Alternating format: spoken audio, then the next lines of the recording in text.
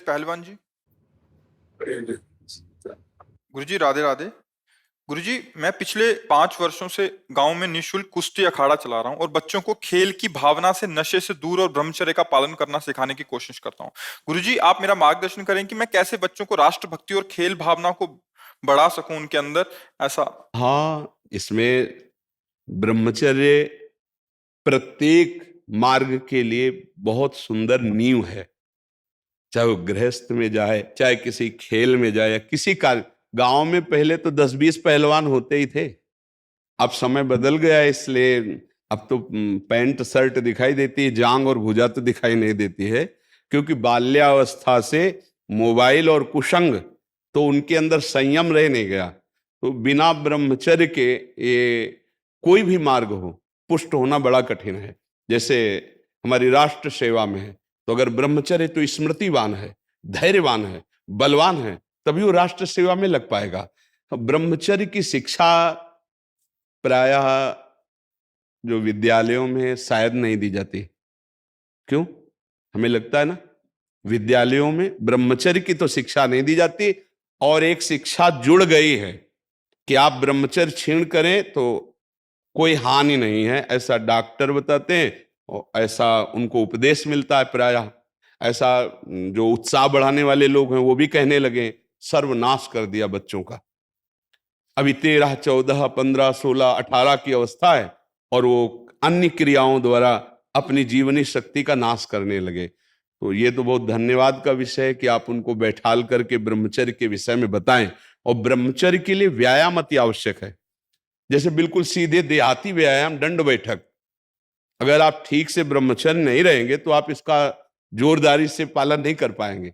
मान लो 500 बैठक लगाए और 100-200 दंड लगाए, तो अपने आप आपका वीर्य जो है वो संचय होने लगेगा। क्योंकि इच्छाओं का दमन होता है। जब हमारी इंद्रियां शिथिल होती है ना मेहनत से, तो इच्छाओं का दमन होता है। और जब ऐसे ही खाते हैं इधर उधर का भोजन और कोई व्यायाम नहीं, तो इच्छाएं प्रबल होती हैं। तो ऐसा बहुत सुंदर है, आप नवीन बालकों को ब्रह्मचर्य की शिक्षा दीजिए। और व्यायाम अत्यंत आवश्यक है प्रत्येक जीवन में। आज जो चेहरे पे चमक नहीं है, आज जो शरीर स्वस्थ नहीं, तो क्या भोजन नहीं खा रहे? क्या नहीं, सब खा रहे, पर व्यायाम नहीं कर रहे, संयम नहीं है। इसके कारण न चेहरे पे तेज है, न बुद्धि में प्रकाश। बुद्धि चतुर है पर उसमें ज्ञान का प्रकाश नहीं है। खूब खा पी रहे हैं पर शरीर में बल नहीं है, अध्यात्म बल नहीं, क्योंकि काम आदि ने शरीर को नष्ट कर दिया है, विकारों ने शरीर पर आक्रमण कर दिया है। तो ये तो बहुत अच्छा है, आप नौजवानों को शिक्षा दीजिए ब्रह्मचर्य की।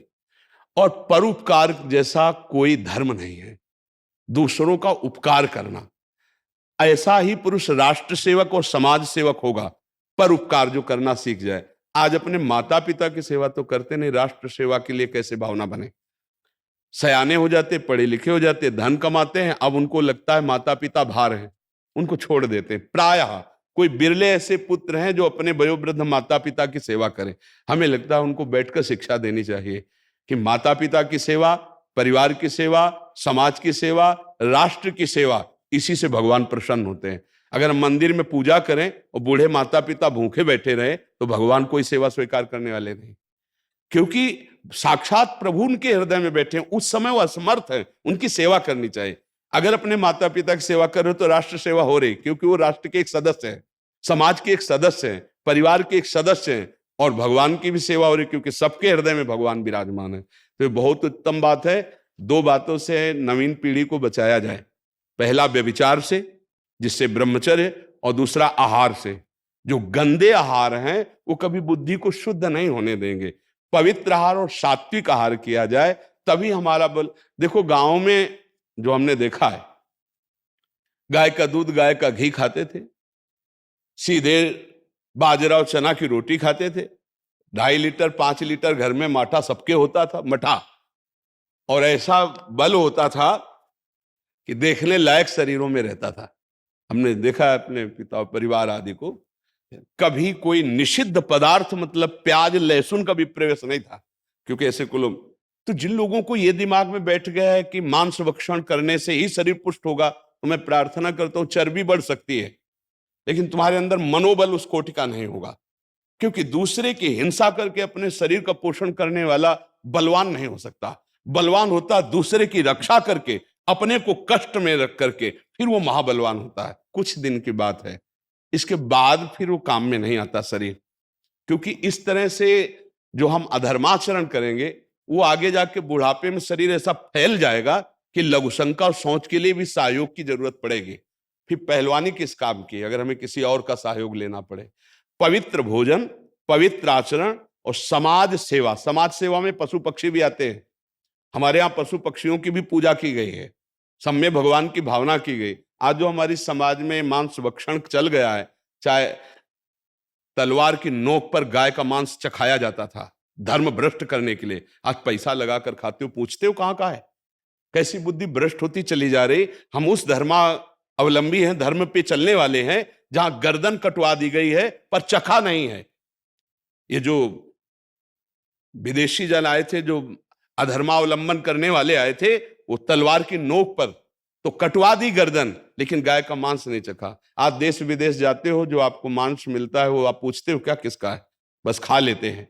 तो हमें लगता है कि इससे हम बचें, दूसरे जीवों की हिंसा से बचें। अब हमारे पास तो उत्तर यही होगा, दूसरे जीवों की हिंसा से बचें, मदिरापान से बचें, व्यभिचार से बचें, माता पिता परिवार की सेवा की भावना रखें और व्यायाम आदि करके अपने शरीर को पुष्ट रखें, तो राष्ट्र सेवा, समाज सेवा सब होगी।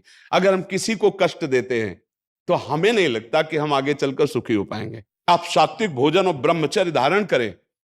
हमने दो को देखा है, कानपुर में एक नामी पहलवान थे, मांस भक्षण करते थे। गांव का एक आदमी जो केवल दूध घी खाता था, वो उनसे स्वभाव थे शरीर में, और देर न लगा 5 मिनट में पछाड़ दिया तो रो रहे थे बैठ करके। देखो, ब्रह्मचर्य में एक अपार शक्ति, ब्रह्मचर्य का जो स्वरूप है वो महाबल संकल्प युक्त होता है। हमें लगता है अगर ब्रह्मचारी रहा जाए तो संकल्प से जो बल प्रकट होगा वो किसी को भी परास्त कर सकते हो। संकल्प का बहुत बड़ा बल होता है। और जो कामी पुरुष होता है, भोगी पुरुष होता है, संकल्पहीन होता है, उसके संकल्प में बल नहीं होता।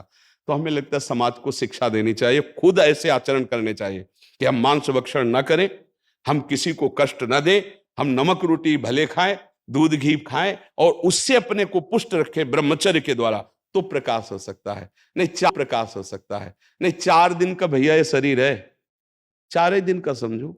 इसके बाद जो गति होगी, तो हमें अंतिम परिणाम, विद्वान वही बुद्धिमान वही जो फाइनल को देखे। हमारे शरीर को कोई काटे तो कष्ट होगा ना। तो किसी भी जीव को वैसे ही अपना शरीर प्यारा है। आप बकरा है, मुर्गा है, किसी भी जीव को दुनिया करे करे, आप हमारे पास आए, हम आपको जो बता रहे, किसी भी जीव को कष्ट देना हमारे ऊपर पाप लग रहा है, उसे भोगना पड़ेगा। इसलिए हम तो प्रार्थना करते हैं हाथ जोड़कर कि आप मदिरा मत पियो, मांस मत खाओ, पराई माता बहनों से व्यभिचार मत करो, संयम और धर्म का पालन करो, तो सुखी रहोगे।